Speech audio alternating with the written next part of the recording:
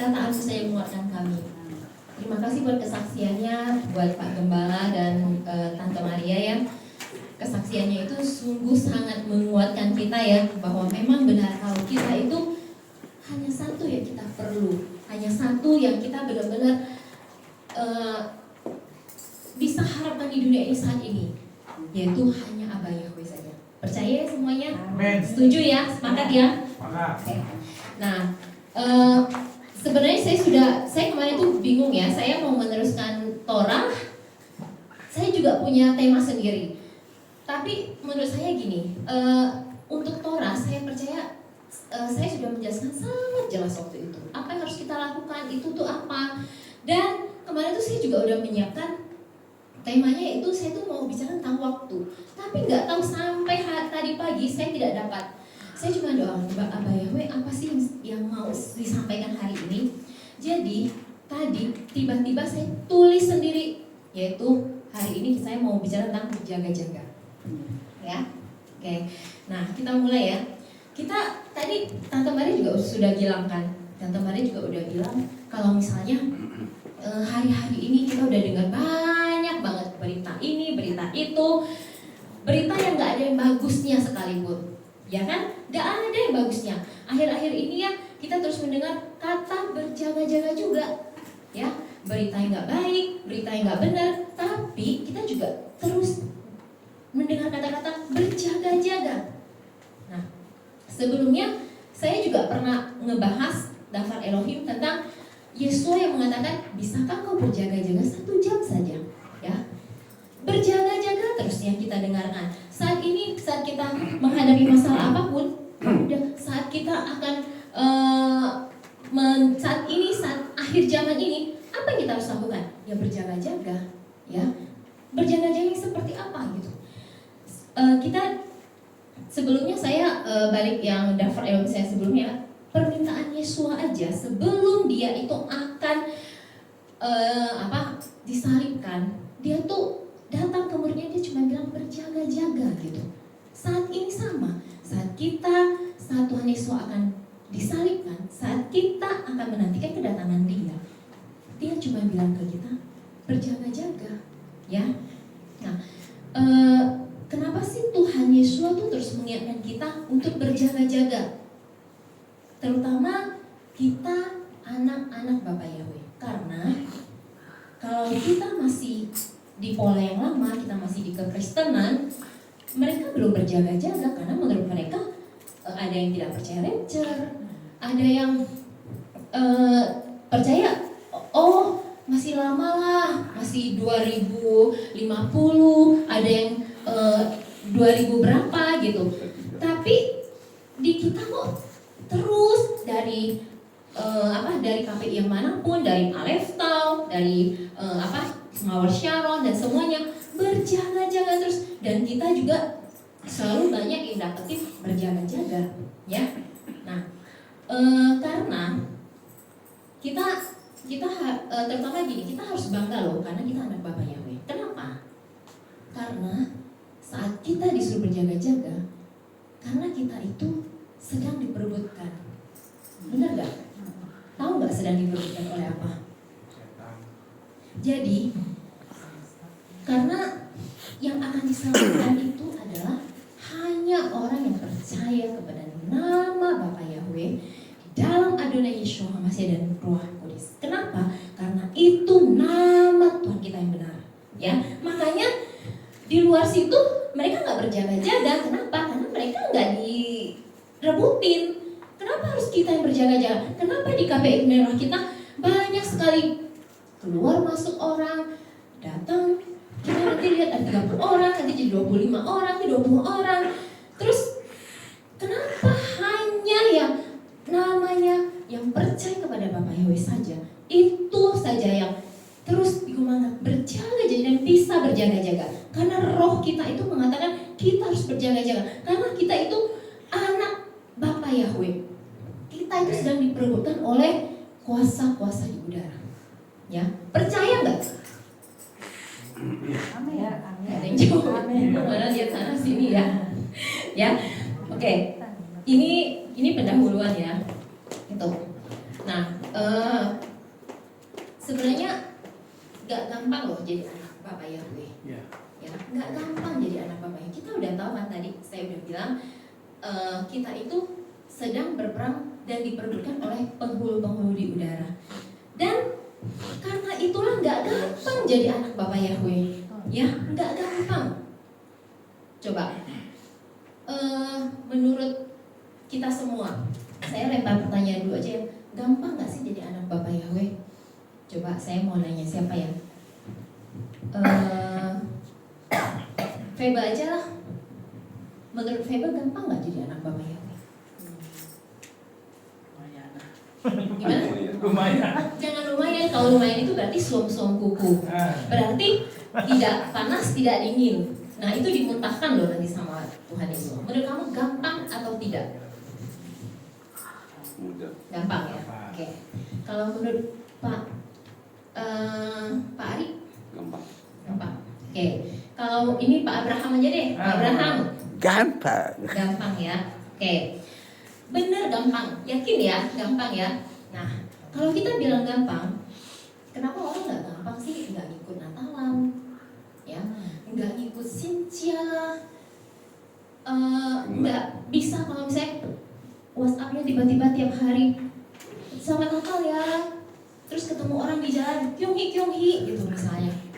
Gampang nggak bisa? Oh maaf ya saya nggak kuliah lagi. Bisa nggak kita langsung ngomong kayak gitu sama orang teman lama yang kita baru kenal gitu? Saya jawab apa ya? Gampang nggak kira-kira? Kan tadi katanya gampang kan? Berarti gampang dong menghadapi itu. Bener nggak? Kalau misalnya bilang gampang berarti nggak perlu lagi nanya Pak Gembala. Ini itu, aduh gini-gini ya. Terus boleh ibadah ke tempat lain. Sesama KPI sih, ya satu wilayah, tapi beda ajarannya. Ya sama manggil Bapak Yahweh juga. Ya gampang nggak seperti itu? Ya kita tanya kepada diri kita sendiri. Saya nggak minta jawab. Tadi saya jawab yang umum ya. Tapi kalau untuk hal-hal kayak gitu, kita jawab dengan diri kepada hati kita sendiri.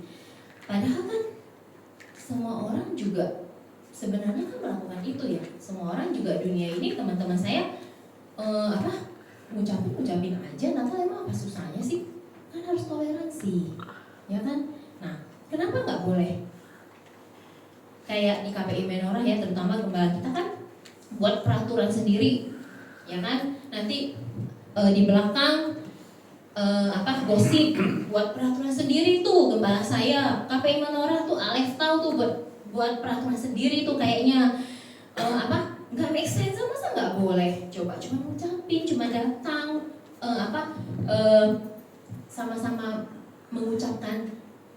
Kan ibadah raya kan sama juga kita mengucapkan. Orang di luar juga mengucapkan, orang Kristen juga mengucapin.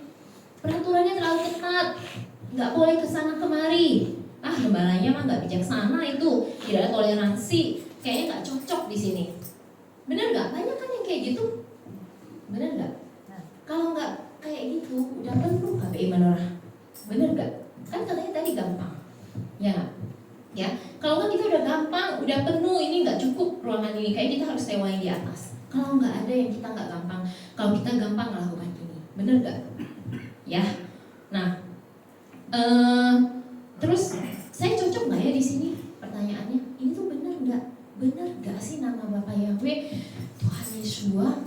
Tapi kan sama aja, apa bedanya? Bapak Yahweh, Asus, ya Tuhan Yeshua sama yang lain kan itu kan sebenarnya dari Ibrani juga, bahasa Ibrani diterjemahkan ke Yunani, terus dari Yunani diterjemahkan ke seluruhnya kan pakai nama. Di waktu Tuhan Yesus disalib juga ada 3 nama loh di situ. Masa saya nggak boleh panggil nama itu? Masa saya nggak boleh samain? Bener nggak? Melawan Torah nggak boleh kosher. Kalau masa nggak boleh makan babi, ya nggak? Nah, udang, kepiting, kan katanya gampang kan? Gitu. Kita nanti setelah ini jawab lagi ya, gampang nggak sih gitu? Ya.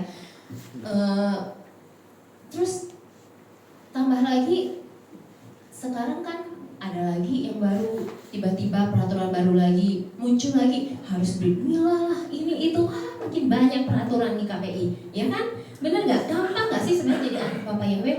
Coba dijawab lagi sekarang. Tadi kan katanya gampang. gitu kan? Kalau gampang pasti udah dilakukan semuanya yang kita mau, yang seperti ini, benar gak? Nah, banyak banget nggak bolehnya, ya. Ya, saya balik lagi pertanyaan, saya cocok nggak ya di sini? Benar gak ini? Benar gak ini? Ya, kok kayak nggak ada kasihnya ya di sini? Toleransi nggak ada, nggak boleh ini, nggak boleh itu, nggak boleh apa? Jadi sebenarnya ikut Bapak Yahweh itu kayak gimana gitu? Gampang-gampang susah ya? Ya nggak? Gampang-gampang susah nggak boleh gampang-gampang susah dong, itu namanya setengah-setengah ya. Nah gitu. Jadi saya kasih tahu aja kalau kita ikut Bapak Yahweh, justru hidup kita tuh bukannya jadi seenaknya melakukan apapun yang kita mau.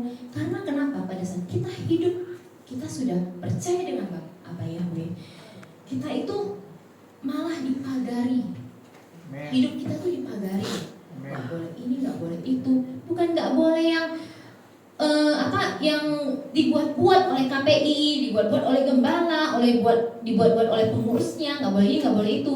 Bukan, karena kita setelah kita tahu nama Tuhan kita yang benar, saat kita ikut dengan Abah Yahweh, kita tuh mau melakukan apa yang menyenangkan bagi Dia, apa yang menjadi ketetapan dan kehendak Dia.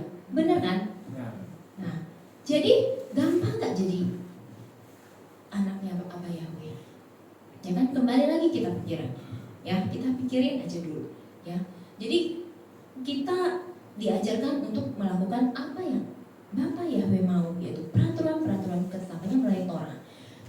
Nggak boleh makan ini, nggak boleh makan itu kan bukan peraturan dari KPI, bukan gembala yang bikin. Itu semua ada di dalam kitab suci kita kan? Setuju nggak dulu? Setuju nggak? Ya, yang penting setuju nggak? Ya, nah, saya sih nggak akan jelasin tentang apa itu Torahnya lagi, apa yang nggak boleh itu lagi, nggak ya? Ya, saya udah pernah bahas juga. Nah, sayangnya kan waktu yang saya bahas itu nggak bisa diputar kayak Alif tahu ya, karena kan kita nggak ada YouTube, ya. Oke. Yang penting diingat dan nggak usah hafal semua, kita hafal inti-intinya aja, ya. Nah, berjaga-jaga itu seperti apa sih sebenarnya? Kita tadi pertama udah jawab ya, gampang kok jadi anak Bapak Yahweh. Berarti kalau gampang, berarti kita juga gampang dong melakukan yang tadi, benar nggak? Nggak udah susah lagi, udah nggak susah-susah, dikit-dikit harus toleransi lah, harus ini, harus itu lagi. Udah nggak usah, karena kan kita udah jawab gampang, ya, gitu. Nah, berjaga-jaga itu seperti apa sih? Nah, kita hari ini banyak banget baca ayat ya. Kita buka di 1 Tesalonika 5, 1-14.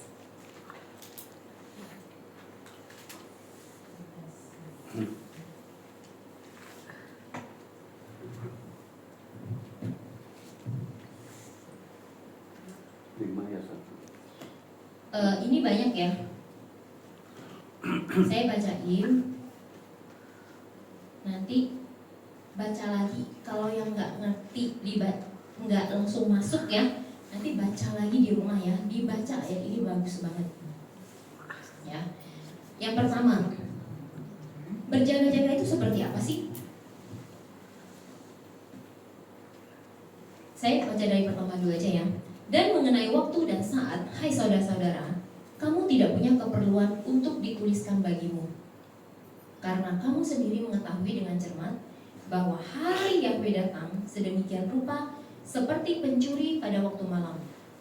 Sebab ketika mereka mengatakan damai dan aman, maka tiba-tiba kebinasaan datang atas mereka, sama seperti rasa sakit bersalin pada wanita yang sedang mengandung, dan mereka sama sekali tidak bisa luput.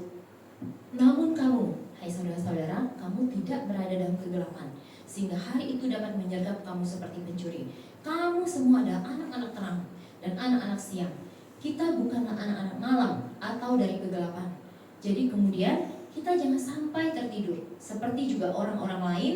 Sebaliknya kita harus berjaga-jaga dan sadar, karena mereka yang tidur pada waktu malam, dan mereka mabuk pada waktu malam. Tetapi kita selagi siang, kita harus sadar sambil mengenakan baju jirah iman dan kasih serta topeng pengharapan keselamatan, Sebab Elohim tidak menempatkan kita ke dalam murka, melainkan ke dalam pemeliharaan keselamatan melalui Tuhan Yesus Hamasiah yang telah mati demi kita, supaya kita, entah kita dapat berjaga-jaga atau tidur, kita dapat hidup bersama dengan Dia. Oleh sebab itu, nasihatilah seorang terhadap yang lain dan saling membangunlah kamu seorang demi seorang, sebagaimana pula kamu melakukannya. 12 ya. Dan kami meminta kamu, hai saudara-saudara, untuk mengetahui mereka yang berjeri lelah di antara kamu, juga yang memimpin kamu dalam Tuhan, serta yang memperingatkan kamu, bahkan untuk menghargai mereka setinggi-tingginya dan dalam kasih, karena pekerjaan mereka, berdamailah di antara kamu sendiri. Dan kami menasihati kamu, hai saudara-saudara, peringatkanlah mereka yang tidak tertib, hiburlah mereka yang tawar hati, topanglah mereka yang lemah, bersabarlah terhadap semua orang. Nah, berjaga-jaga itu seperti apa sih? Di ayat 3 dikatakan kan, di ayat 3, kita sekarang ngebahas satu-satu ya. Kita harus baca sampai semua, karena kenapa? Kalau setengah-setengah nanti katanya potong ayat. Kita udah baca dari pertama ya, jadi sudah tahu inti ceritanya, cerita dari awal sampai yang ke-14. Sebab ketika mereka mengatakan damai dan aman, maka tiba-tiba kebinasaan datang atas mereka. Sama seperti rasa sakit bersalin pada wanita yang sedang mengandung, dan mereka sama sekali tidak bisa luput. Maksudnya apa ya? Ini ya, berjaga-jaga seperti apa ini? Contoh, sudah berjalan, kemarin ada COVID, ya kan? COVID, mereka yang terima tanda bilangan itu, mereka menganggap aman aja tuh, biasa aja, kan? Nah, mereka yang menganggap saat itu sedang damai dan aman. Mereka yang tidak berjaga-jaga tuh seperti apa? Mereka tuh merasa sekarang lagi aman aja tuh, damai, gak ada apa-apa, ya. Seperti COVID, bencana alam, ya, undang-undang Omnibus Law, ya. Terus Omnibus Law yang kita tahu bahwa peraturan ini saat ini sedang mengancam walaupun belum, ya. Nah, terus dan kita tahu terhadap ini sekarang sedang kita sedang mengalami dan siap datang loh. Tapi kita yang berjaga-jaga, kita baca di ayat 48. Namun kamu, hai saudara-saudara, kamu tidak berada dalam kegelapan, sehingga hari itu dapat menyerap kamu seperti pencuri. Kamu semua adalah anak-anak terang dan anak-anak siang. Kita bukanlah anak-anak malam dari kegelapan. Jadi kita tuh harus berjaga-jaga, karena di saat orang yang tidak berjaga-jaga merasa aman, damai saat ini, kita yang berjaga-jaga, kita itu dikasih tahu loh bahwa akan terjadi apa yang akan terjadi, ya. Kita sudah tahu, kita diminta untuk berjaga-jaga, ya. Nah, sekarang ayat ke-9. Ayat ke-9 dikatakan, sebab Elohim tidak menempatkan, jadi berjaga-jaga itu seperti apa? Sebab Elohim tidak menempatkan kita ke dalam murka, melainkan ke dalam pemeliharaan keselamatan melalui Tuhan kita Yesus Hamasiah. Jadi ini yang dimaksud, kalau kita hidup dalam Bapa Yahweh, di dalam Adonai Yesus Hamasiah, dan kita berjaga-jaga, Dia tidak menempatkan kita ke dalam murkanya. Kita tahu bahwa sekarang orang itu merasa ekonomi sudah mulai pulih, sudah damai, sudah nggak ada apa-apa. Bencana alam aja sebenarnya dianggap sama mereka ya memang bencana alam, ya. Saat ini coba lihat Indonesia tuh di mana-mana banjir loh sekarang, ya kan? Peristiwa yang di LA ya udah lewat, udah nggak ada apa-apa kan sekarang. Nah, tapi kan di balik itu nggak ada yang tahu, ya. Dan mereka merasa itu biasa kok. Padahal saya tanya ke teman saya aja, mereka juga bilang memang biasa kok LA, tiap tahun juga kebakaran, gitu kan? Nah, terus ayat 11 dan 14. Oleh sebab itu, inilah yang akan dilakukan ya. Ini yang kita selalu lakukan di KPI kita, yang selalu kita lakukan di bawah gembala kita, pengurus-pengurus yang mau melayani, berjeri lelah, ya. Kadang kita harus meeting lah, untuk apa sampai tengah malam, untuk apa? Coba kita baca ayat 11 ini. Oleh sebab itu, nasihatilah seorang terhadap yang lain. Ini loh, ya, ini di kitab suci loh ya. Nasihatilah seorang terhadap yang lain dan saling membangunlah kamu seorang demi seorang, sebagaimana pula kamu melakukannya.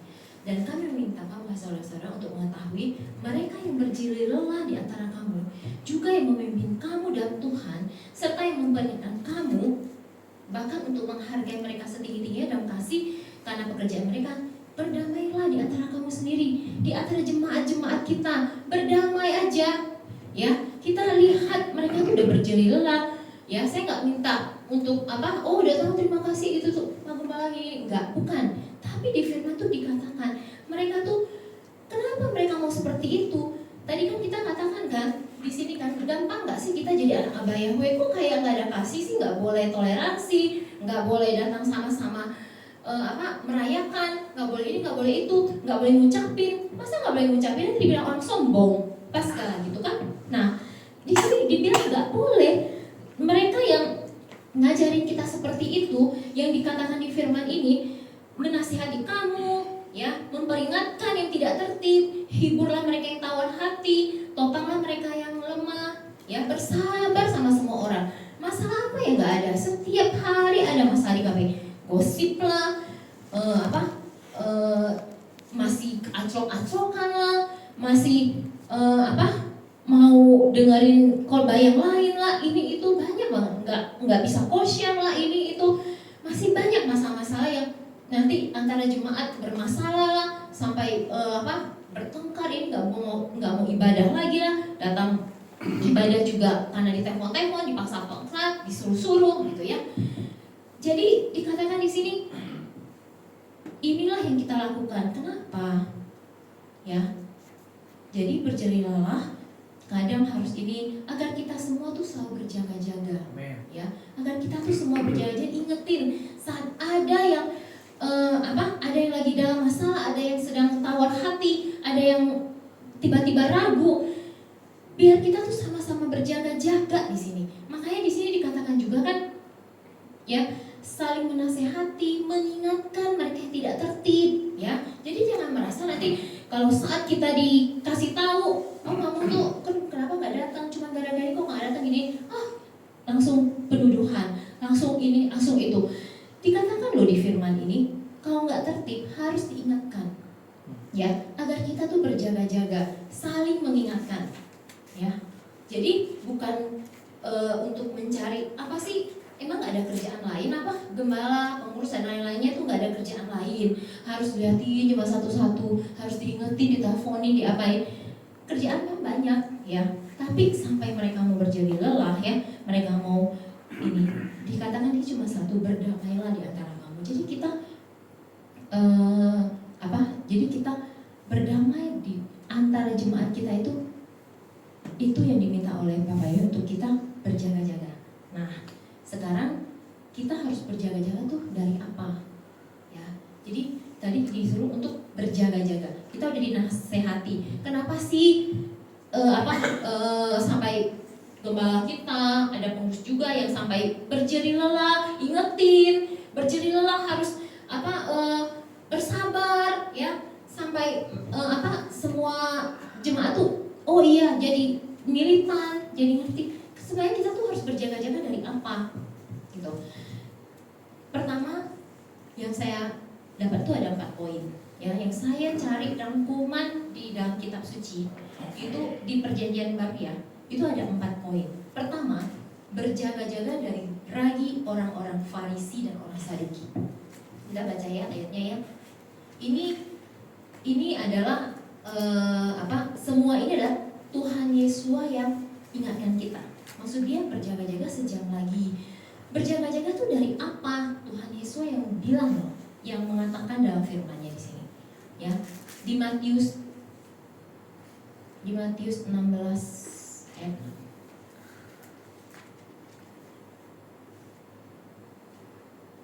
Ya. Nah, ini tuh cerita tentang pada saat Tuhan Yesus sama muridnya, mereka tuh ditanya mereka tuh berjalan, ya, mereka tiba di seberang, terus mereka tuh nggak bawa roti waktu itu sama Tuhan Yesus. Terus pada saat mereka nggak bawa roti, mereka tuh, Tuhan Yesus cuma ngomong itu sama mereka, waspadalah dan berjaga-jagalah dari ragi orang-orang Farisi dan Saduki. roti. Jadi kita harus berjaga-jaga katanya gitu. Jadi ini untuk mereka yang tidak disingkapkan, ya. Nah, berjaga-jaga dari ragi orang-orang Farisi dan orang Saduki, ya. Maksudnya apa sih ragi orang Farisi itu seperti apa? Jadi orang Farisi itu adalah orang yang pengajarannya itu, ini ya saya jelasin ya. Nah, orang Farisi itu adalah orang-orang yang fokusnya itu hanya pada penafsiran, ketat pada aturan-aturan agama aja. Jadi yang yang di dalam firman itu ada yang orang Kristen itu selalu pakai ayat itu untuk membenarkan boleh makan sembarangan itu. Nah, itu tuh dipakai juga oleh itu ada di firman itu dikatakan bahwa mereka itu tuh cuman tahu firman. Mereka cuma tahu firman, tapi kan mereka nggak melakukan firman. Itulah orang-orang Farisi. Jadi hati-hati dengan orang-orang yang cuma bisa khotbah, cuma bisa kasih ayat-ayat yang ayat berkat, ayat yang bagus-bagus. Banyak di antara kita juga kan yang baru percaya Bapak Ibu juga, bukan yang baru percaya, yang udah lama percaya Bapak Ibu juga masih suka kok dengan khotbah-khotbah yang menyenangkan, benar gak? Nah itulah ragi orang Farisi atau orang Farisi. Itu orang-orang yang cuman berbicara tentang firman-firman yang menyenangkan orang saja. Orang dibilang dari tadi kan di depan merasa aman, damai. Orang senang dengar yang seperti itu kan? Gitu. Kalau Saduki itu seperti apa? Ragi orang Saduki itu adalah orang yang elit, orang kaya, orang bangsawan, ya. Mereka juga kayak pemimpin-pemimpin agama yang sudah tinggi, ya. Mereka itu adalah mereka yang menentukan. Mereka tuh lebih mementingkan politik daripada agama. Itulah ragi mereka, ya. Pemimpin agama yang sudah kaya, yang sudah punya gereja yang besar, ya. Nah itu raginya mereka juga. Jadi makanya Tuhan Yesus itu tidak pernah bisa berjalan dengan dua kelompok ini, karena mereka itu sombong, mereka itu angkuh, ya. Jadi hati-hati dengan ragi yang seperti itu. Jadi saat inilah kita harus berjaga-jaga dari ragi orang-orang Farisi dan Saduki. Orang-orang Saduki dan Farisi saya udah kasih tahu ya tadi penjelasannya ya. Jadi bukan yang firman yang enak didengar, firman yang menjadi pembenaran. Saya kan masih mau ke gereja ini, saya kan masih punya teman yang banyak yang asus, saya masih mau ini. Masa nggak boleh sih dengar cari pembenaran kesana kemari? Itu adalah orang-orang yang mereka berfirman tapi mereka nggak melakukan. Nah ini tidak pernah bisa berjalan dengan, makanya mereka sangat membenci Tuhan Yesus, ya, karena Yesus itu pelaku, dia kasih tahu tapi dia pelaku, sedangkan mereka itu bukan pelaku, ya. Terus yang kedua, berjaga-jaga dari apa? Berjaga-jaga karena kamu tidak tahu kapan waktunya Tuhan datang, ya. Kita baca di Matius 24 ayat 42.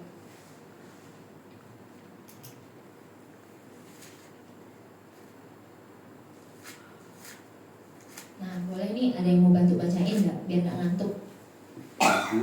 Pak Ari, terima kasih Pak Ari. Matius 24. Ya. 42. Ayat 42 ya. Ya. Dibalik aja Pak, 24 42. Ya. Demikian dapat Elohim.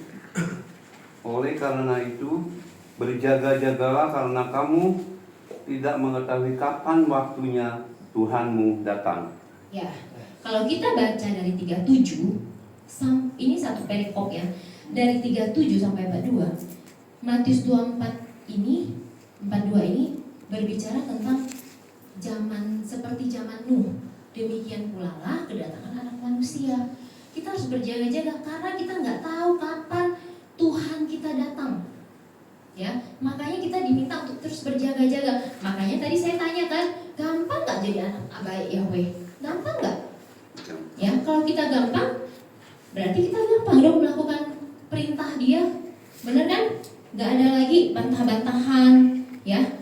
Nah, terus selanjutnya ya, Matius 25 ayat Matius 25 ayat 13. Ya. Matius 25 ayat 13. Oleh karena itu berjaga-jagalah, karena kamu tidak mengetahui hari bahkan waktu ketika Anak Manusia datang. Betul. Ini perikopnya itu udah tentang 5 gadis darah yang bijaksana dan 5 gadis darah yang bodoh. Semua itu berbicara tentang kedatangan Tuhan kita. Makanya kita harus berjaga-jaga, karena kita nggak tahu kapan sih Tuhan kita datang. Kita nggak tahu, ya. Jadi semua perikop ini, semua yang dikasih tahu Tuhan Yesus tentang perumpamaan, pasti di ujungnya dia katakan berjaga-jaga, karena kita nggak tahu kapan Tuhan datang. Anak aja nggak tahu, ya. Terus di Markus 13:35.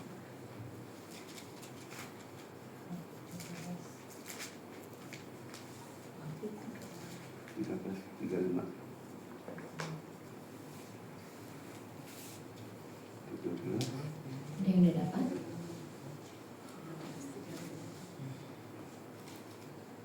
Markus 13 ayat 35.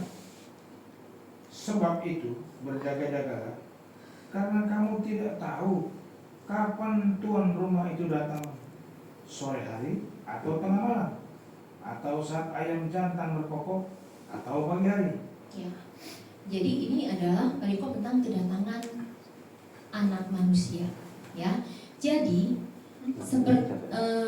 jadi tidak ada yang tahu waktu kedatangan Tuhan kedua kali. Anak pun tidak. Jadi makanya kita harus berjaga-jaga, ya. Saya bacain di Wahyu 3 ayat 3, ya. Wahyu 3.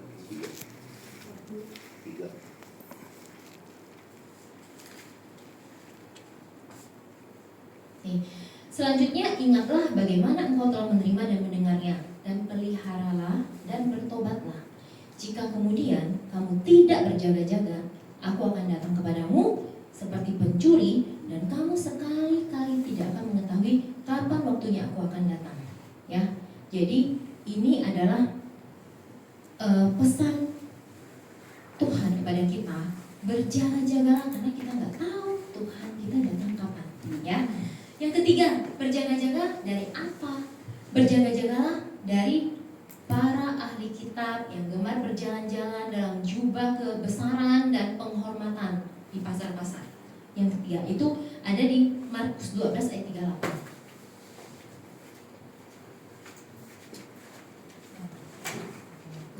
Markus 12 ayat 38.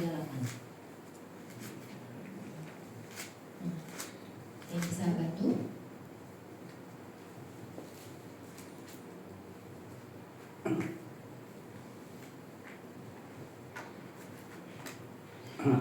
Hari udah? Markus 12.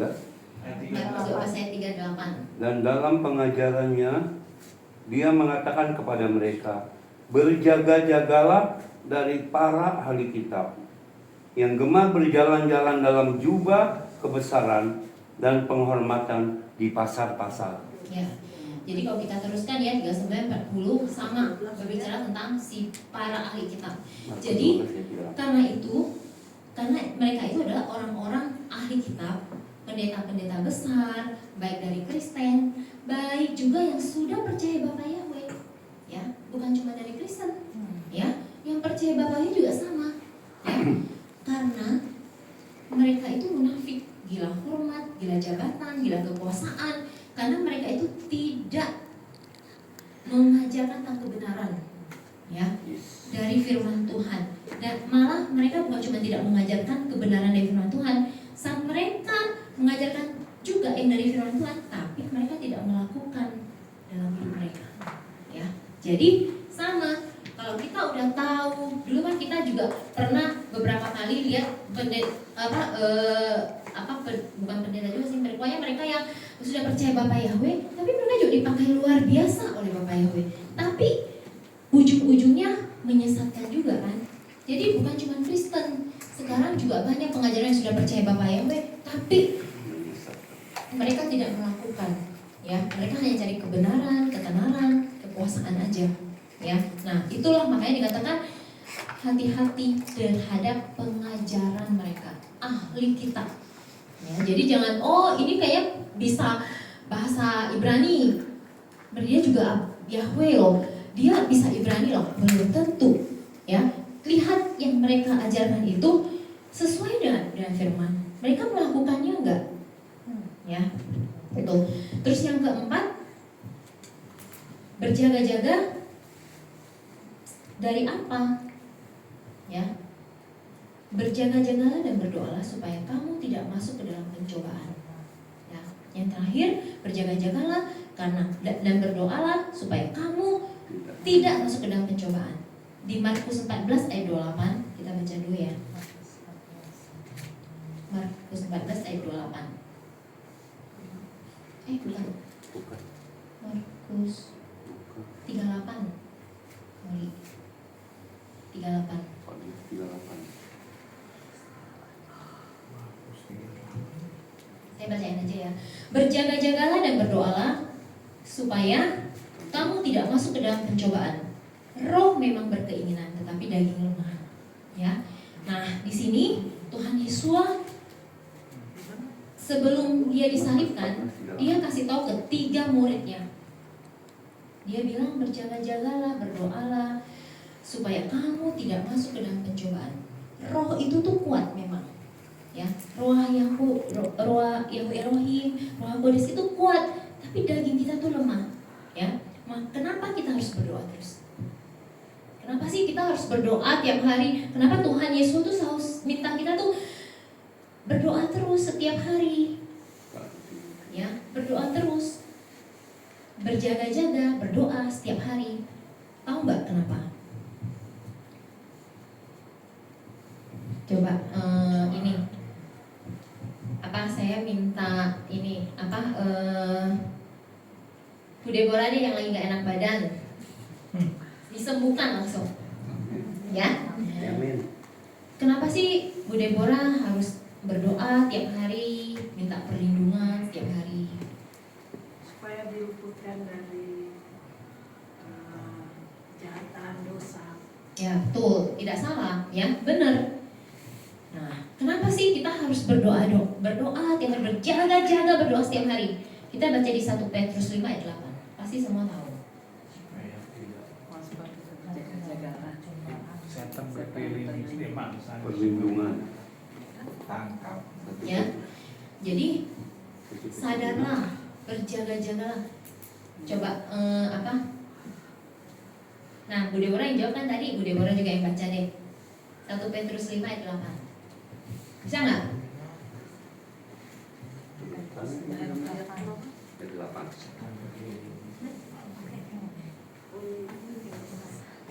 Itu besar tulisan. Sadarlah. Sadarlah, berjaga-jagalah, karena musuhmu si iblis berjalan sambil mengaum seperti singa untuk mencari seseorang yang dapat dia telan. Ya, karena di dalam kitab suci kita sendiri dikatakan bahwa si setan itu, dia itu adalah musuh kita yang tiap hari itu berjalan-jalan. Ini kita keluar dari ibadah ini juga udah ada tuh di depan, ya, tinggal kita aja. Kita masih berjaga-jaga atau enggak?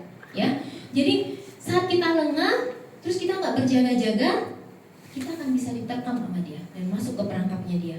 Jadi makanya dikatakan di sini berjaga-jaga dan berdoalah supaya kamu tidak masuk ke dalam pencobaan. Ya, karena kita nggak tahu kan Tuhan Yesus kapan datang. Saat dia datang, ternyata masuk dalam pencobaan, ternyata kita tidak berjaga-jaga, ya udah. Ya, mau kita udah 5 tahun ikut Bapak Yahweh, mau kita udah baru setahun ikut, baru kemarin dibaptis. Ya, tapi pas Tuhan Yesus datang, dia permai menjemput kita saat kita dengar nafiri. Kalau kita nggak berjaga-jaga, ya udah diterkam saat itu. Mau gimana? Ya, nah itu yang kenapa kita tuh harus menjaga-jaga sampai akhir. Ya, enggak, saya udah percaya Bapak Yahweh kok, saya udah berdoa kok tiap hari, tapi setelah berdoa keluar udah beda lagi, ya. Jadi harus terus berjaga-jaga tiap hari. Nah, di sini bagaimana agar kita tuh bisa tetap berjaga-jaga sampai kedatangan Tuhan Yesus kita dan kita rapture bersama. Jadi gimana sih caranya? Ini ya yang saya dapat ya dari kitab suci. Ya, Bagaimana caranya kita bisa berjaga-jaga, bagaimana kita terus setiap saat bisa berjaga-jaga sampai kedatangan Tuhan Yesus. Yang pertama, kita semua juga udah tahu, tapi kita lakukan nggak? Berjaga-jaga dan berdoa. Ya, itu yang pertama. Saya baca ini ya. Kita lihat di Markus 14. Tadi kita udah baca sih. Markus 14 ayat 38.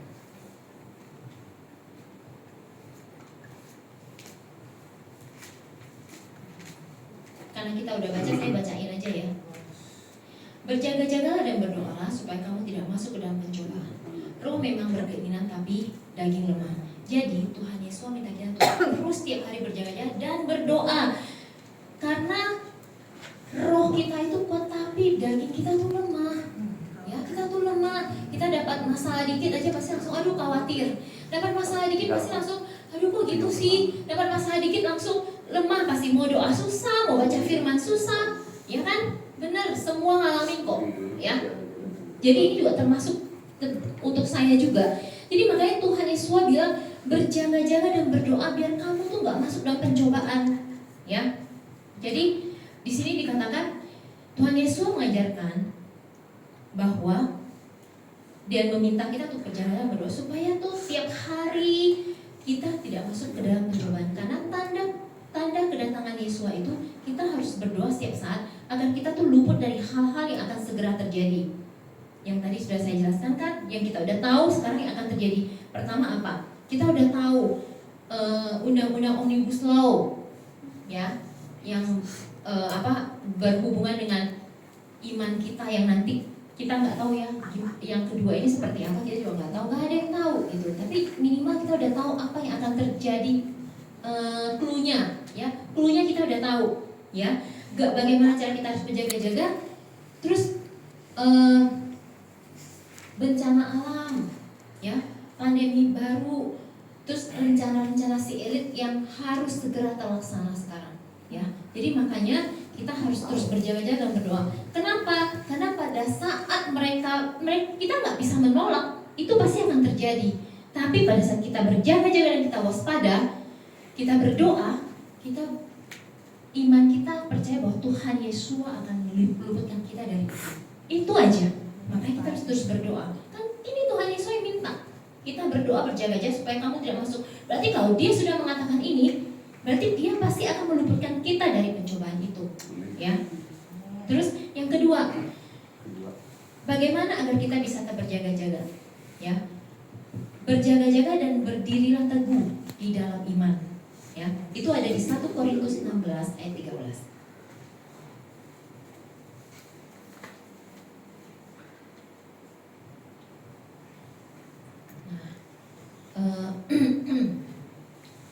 Dikatakan di sini berjaga-jagalah, berdirilah teguh di dalam iman, bertindaklah seperti pria, jadilah kuat. Padahal nggak semua pria kuat sebenarnya, ya, ya kan? Tapi dikatakan kenapa pria? Kenapa pria? Karena mempelai kita pria, kita ini mempelai wanitanya. Jadi harus kuat kayak mereka, kayak dia, yaitu pria mempelai kita yang akan datang.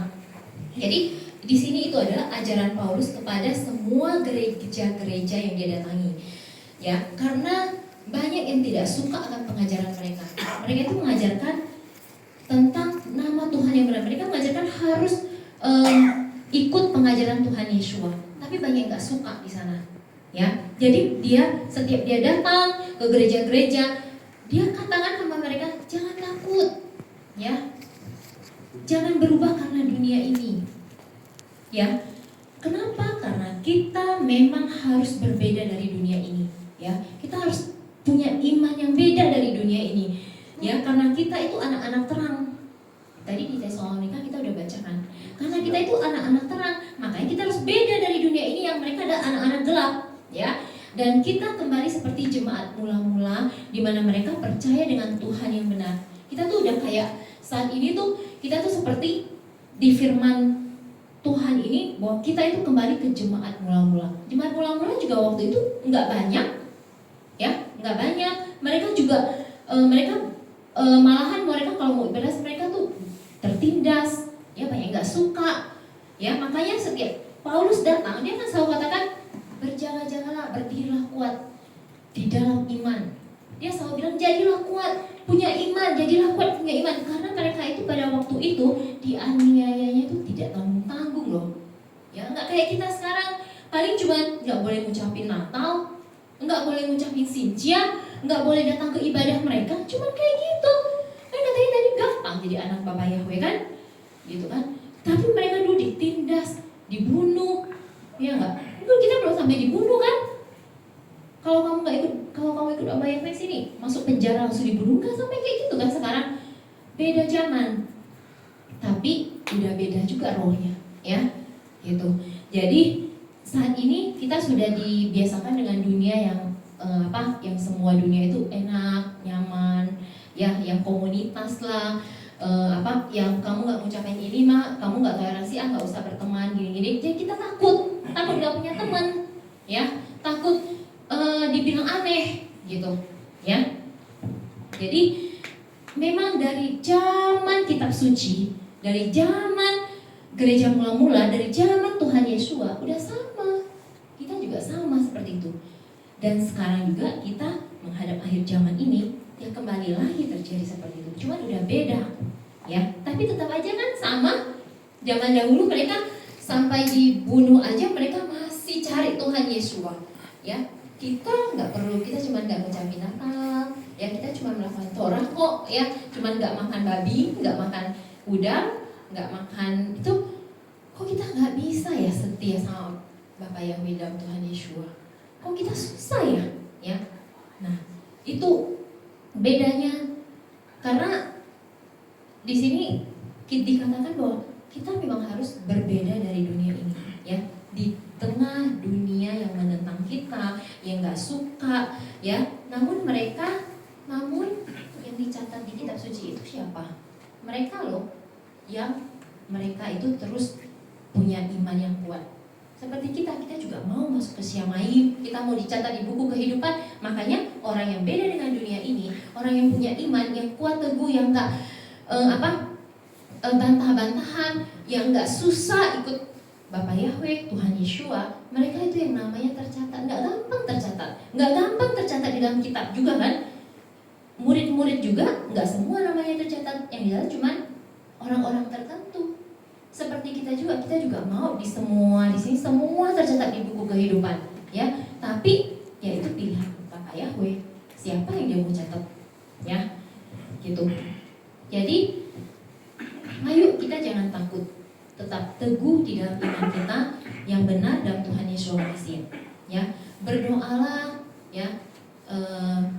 Kita masuk dulu ke yang ketiga, ya.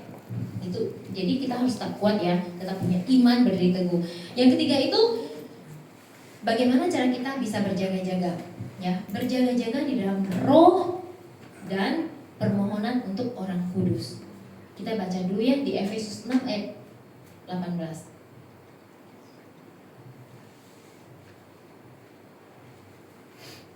Efesus 6 ayat 18. Coba Tante Maria minta tolong boleh. Efesus 6 ayat 18, melalui segala doa dan permohonan yang didoakan setiap saat dalam roh, dan dalam hal yang sama berjaga-jaga dengan segala ketekunan dan permohonan untuk semua orang kudus. Ya, jadi saat kita berjaga-jaga dan kita berdoa, jangan lupa berdoalah untuk orang-orang kudus, ya. Mereka yang sehingga mereka tuh kuat. Seperti apa? Seperti contoh, kita berdoa untuk Abi Lukas, kita berdoa untuk gembala kita, benar? Kita berdoa untuk mereka tuh yang dipakai oleh Tuhan untuk mengingkapkan rahasia-rahasia tentang rahasia di balik firman Tuhan. Jadi kita tuh harus doain mereka loh, ya. Dikatakan di sini bahwa kita tuh harus mendoakan mereka karena mereka dipakai oleh Tuhan Yesua. Mereka yang berani bicara. Kalau misalnya tidak ada orang yang dipakai Tuhan Yesua, Bapak Yahweh, contoh kayak Papi Lukas untuk speak up, untuk ngomong, untuk kasih tahu kita kebenaran tentang Bapak Yahweh, kebenaran tentang Tuhan Yesua, nggak boleh terima ini, nggak boleh melakukan ini, melakukan Torah, apa kebenarannya, apa ketetapannya, apa peraturannya, kita nggak tahu sampai sekarang. Ya kecuali kita yang dipakai, ya, amin, ya, gitu. Jadi tugas kita juga mendoakan mereka, bukan cuma doain kita terus ya. Saya tiap malam sama si Seing pasti kita doain semua Amin. orang-orang kudus. Jadi karena kenapa kita harus beri mereka kekuatan juga, karena mereka nggak kuat. Contohnya kemarin Pak Lukas tiba-tiba sakit kan, gitu. Jadi kita harus doain mereka karena mereka itu sedang berperang, karena pengikut setan itu lebih banyak yang mau jatuhin loh. Kita juga kan pengikut Abayani harus balik juga yang melawan. Kita doain, kita kasih kekuatan, kita topang mereka, ya. Termasuk gembala kita juga di sini untuk kita topang, biar mereka tuh bisa dipakai lebih luar biasa lagi, ya. Jadi di sini dikatakan bukan cuma doa buat kita sendiri, ya. Udah pastilah kalau doa untuk kita sendiri kan pasti kan, tiap hari juga doa buat diri sendiri ya. Jadi jangan lupa sisipkan untuk doakan mereka orang-orang kudus ya. Kayak kemarin Pak Lukas juga diserang seperti itu. Kita tahu bahwa kita tuh masih perlu orang-orang seperti itu. Bukan maksudnya kita ini ya, tapi memang kita perlu mereka untuk menguatkan kita juga ya. Gitu. Jadi karena mereka itu adalah duta-dutanya Bapak Yahweh. Jadi kita harus doakan ya. Itu yang nomor 3. Jadi kita harus berjaga-jaga juga, kita doakan mereka. Karena kenapa? Biar kita tuh punya pegangan, ya. Kita ada duta-duta dari Bapak Yahweh yang Bapak Yahweh tuh mau singkapkan dari mereka. Kayak dulu siapa? Paulus dipakai, Petrus kan. Itu semua dia selalu bilang apa kalau baca ya firman Tuhan, dia selalu bilang pasti doakan kami. Dan kan pasti selalu bilang doakan kami. Baca aja tuh yang di dari surat Paulus aja semuanya. Pasti dia terakhirnya dia pasti bilang jangan lupa doakan kami juga. Ya biar dia tuh kuat. Karena dia nggak akan kuat sendiri. Dia kemana-mana, dia diserang, ditindas, dia nggak kuat karena dia tahu dia berperang dengan pembuluh darah. Ya, kayak tentara Mesir atau apa, kayak sekarang orang-orang itu cuma dipakai kok. Sebenarnya dipakai oleh siapa? Pembuluh darah itu. Ya, jadi kita harus doakan mereka juga. Yang keempat, ya, bagaimana kan kita tak berjaga-jaga? Kita tuh berjaga-jaga dengan ucapan syukur setiap hari. Ya, ucapan syukur. Kolose 4:2 sampai dengan 6.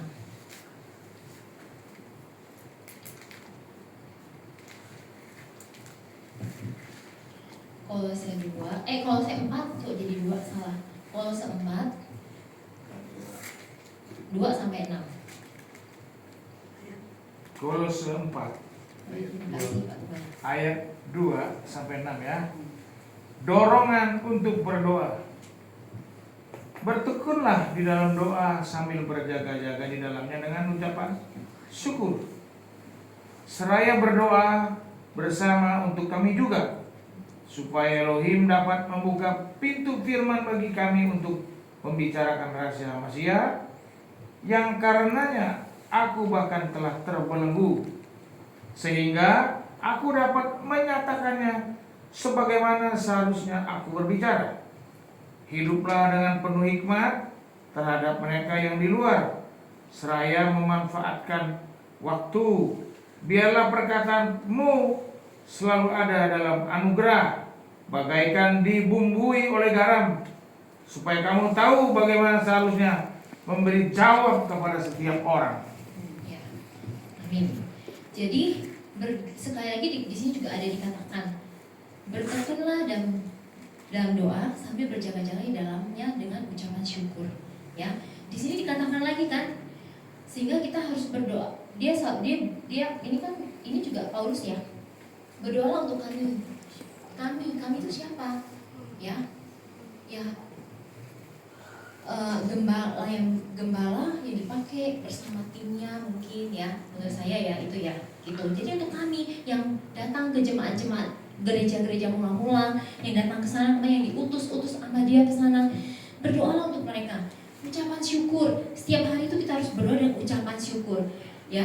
Jadi agar Bapak Yahweh itu membukakan lebih lagi rahasia-rahasia firman-Nya itu untuk kita. Ya, kita mengucapkan syukur karena kita sudah harus menyerahkan semuanya hanya kepada Bapak Yahweh saja. Kita udah nggak bisa apa-apa. Kita diminta untuk berjaga-jaga seperti apa? Ya, dikatakan berdoa, berdiri teguh, punya iman, ya, berdoa dan berjaga-jaga dalam roh, ya, mendoakan orang kudus dan berdoa dengan ucapan syukur. Jadi itulah cara kita untuk berjaga-jaga tiap hari, ya. Yaitu yang tadi saya udah satu, berdoa, berjaga-jaga berdoa. Dua, berjaga-jaga, berdirilah teguh, punya iman. Berdiri teguh itu di dalam iman, ya. Iman percaya bahwa kita itu pasti dijaga oleh Bapa Yahweh. Iman bahwa kita tuh pasti diluputkan, walaupun yang tadi kita udah baca di depannya dikatakan orang merasa aman, damai. Kita udah tahu bahwa kita tuh udah disingkapkan apa yang akan terjadi ke depan. Tapi percayalah kalau Tuhan Yesus pasti akan tolong kita, pasti akan meluputkan kita dari semua itu, ya. Nah, maka dari itu kita harus berjaga-jaga dengan penuh kesadaran dan tidak tidur. Tadi dikatakan di Tesalonika 5, 1 Tesalonika 5 ayat 6, ya. Dikatakan di situ kita jangan sampai tertidur, ya. Seperti juga orang-orang lain.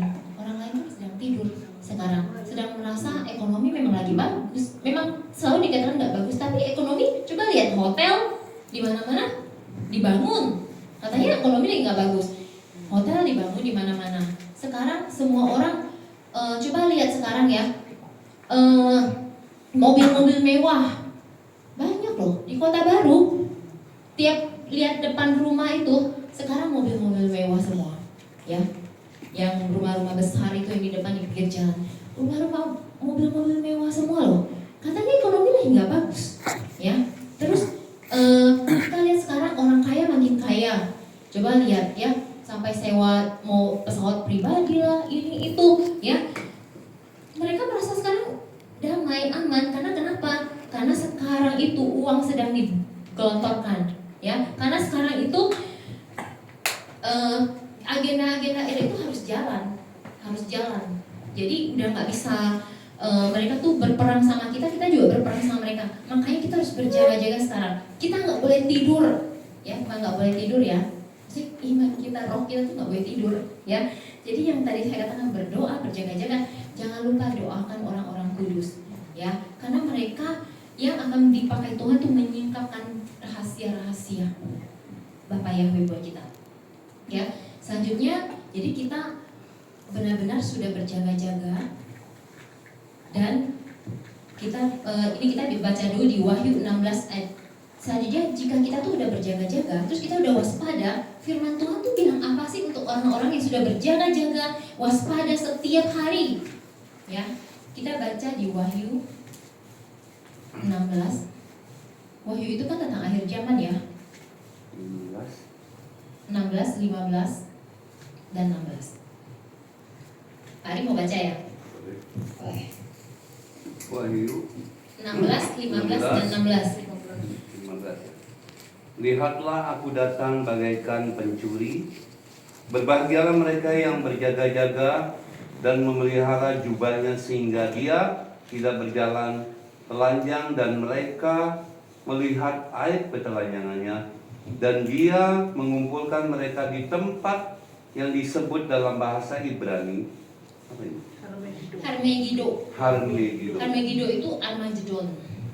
Ya, kita kenalnya tuh kalau misalnya di kitab itu Armageddon. Jadi selanjutnya kita yang benar-benar sudah berjaga-jaga sampai akhir, ya, sampai berbagai mereka menjaga melihara jubahnya sehingga ia tidak berjalan dalam. Lihatlah aku akan datang bagai pencuri.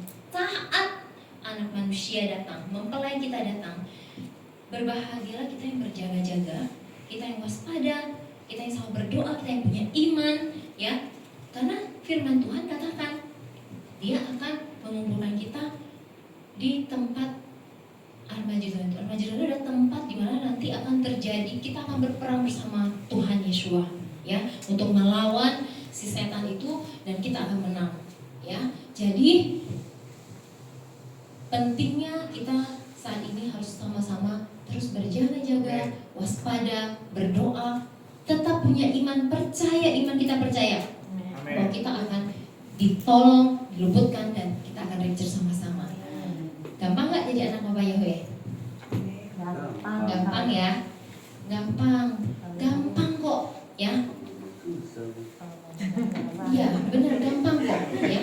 Kemarin saya Gampang-gampang. Sekarang nggak mau ngomong susah. yang ngomong susah siapa? Dicatat loh. Ada yang bilang gampang-gampang susah. Oh ya, susah ya? Gak apa-apa. Susah, tapi mau belajar loh Pak. Kalau belajar ya, Ya, tapi betul. kalau saya bilang ini susah, Susah ya Pak ya? susah berat. Oke, saya mau itu dari saksian aja ya. Gampang-gampang. Kata Pak Gembala kan walaupun kecil disaksikan kan. Saya mau kesaksian aja ya. Yang kemarin waktu kita kan tahu mereka sedang merayakan Sintia kan. Jadi waktu itu saya sudah merencanakan, saya kan pulang dengan ferry, pulang ya ke rumah sampai malam Sintia sampai besoknya. Saya udah yakin saya tuh nggak akan ucapin kok. Mereka udah tahu kok semua saya udah nggak ikut Sintia gitu kan. Kan mereka di tahun pertama waktu saya dibaptis saya pulang dan saya nggak ngucapin.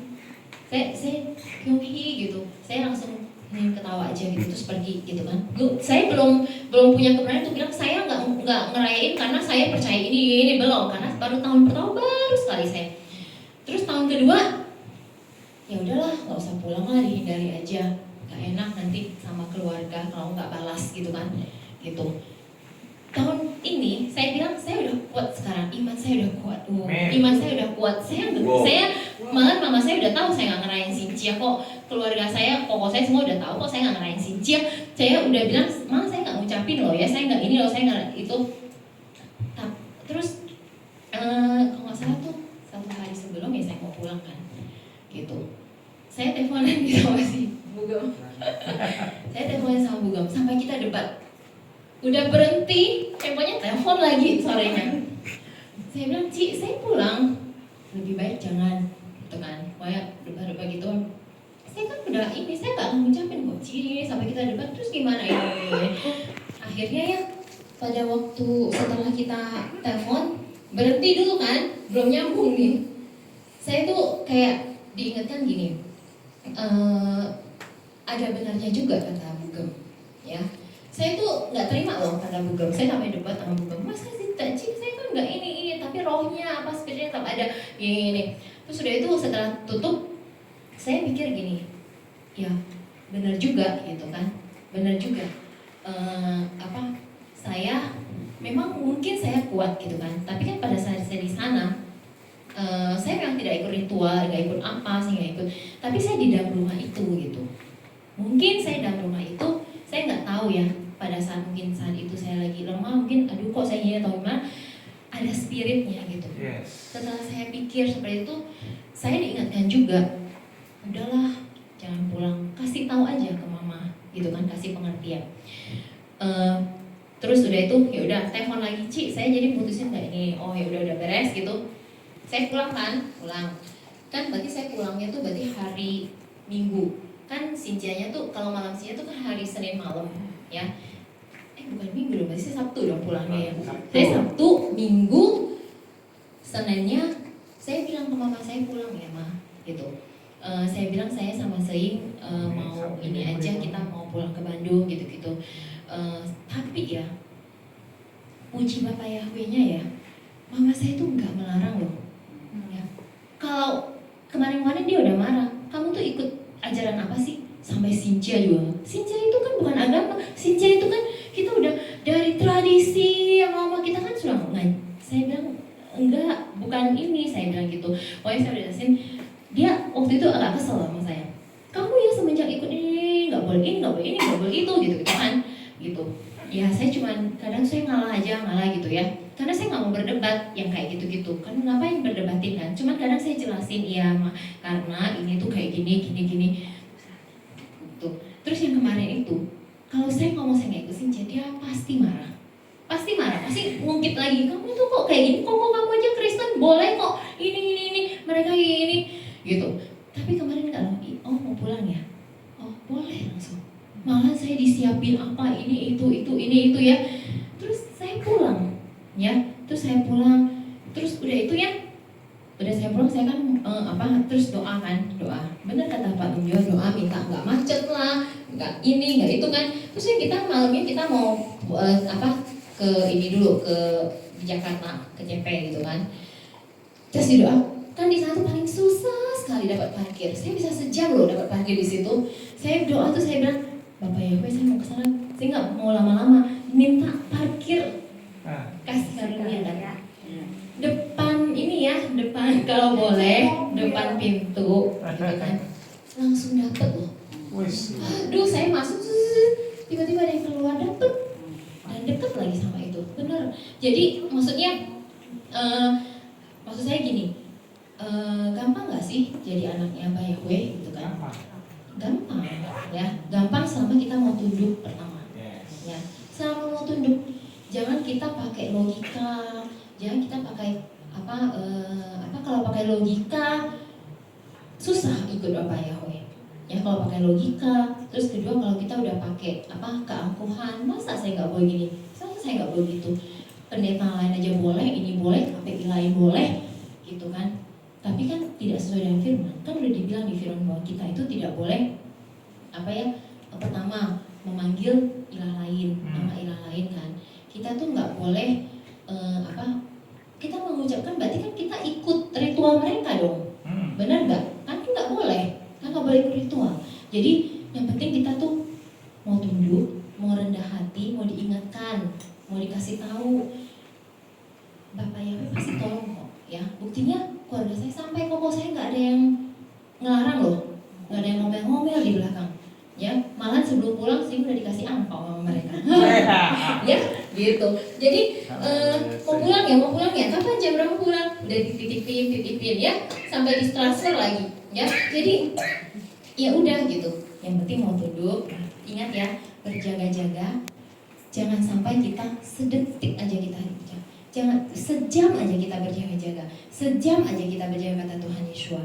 Jadi jangan sampai kita diterkam oleh si singa setan itu ya. Kita harus berjaga-jaga sampai Tuhan Yesus datang di alam permai, menjemput kita semua untuk rapture. Oke?